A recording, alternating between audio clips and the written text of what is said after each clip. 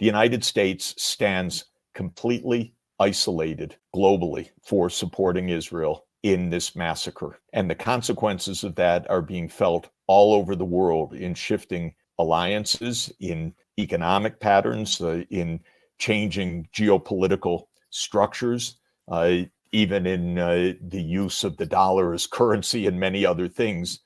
There is a massive, a seismic change of geopolitics underway in which the U.S. has chosen nearly total isolation in the world. And what's happening is the U.S., so contrary to being what Biden in his fantasy thinks that the world looks to the U.S. for leadership, the world looks at the U.S. aghast. The U.S. stands alone with Israel. Of course, the world's even more aghast at what Israel is doing because we haven't had the real-time video feed of mass slaughter quite this way before. Of course, we've had war in our living rooms, on our social media or television broadcasts, but the real-time slaughter, and as President Erdogan said, of hospitals and schools, I would add mosques, apartment buildings.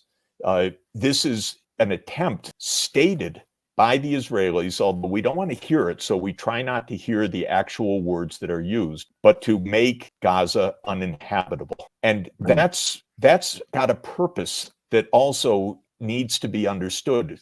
Israel is not fighting Hamas. Israel is fighting for a greater Israel, which is a kind of messianic biblical idea that now is in political ascendancy in Israel, that Israel has the right to control all of the area. It has the right to control the millions and millions of Palestinians because some zealots believe, and they are powerful right now. God said so in the book of Joshua sometime around the 5th century BC. And you can't really make this up because this is 21st century stuff and It's devastating. And this is what we're siding with. I don't think Americans really understand what is motivating the Israelis. I don't think Americans understand the risk of this war widening very significantly, very dangerously, and very fast. This is what we're up against. And unfortunately, we have a president who's not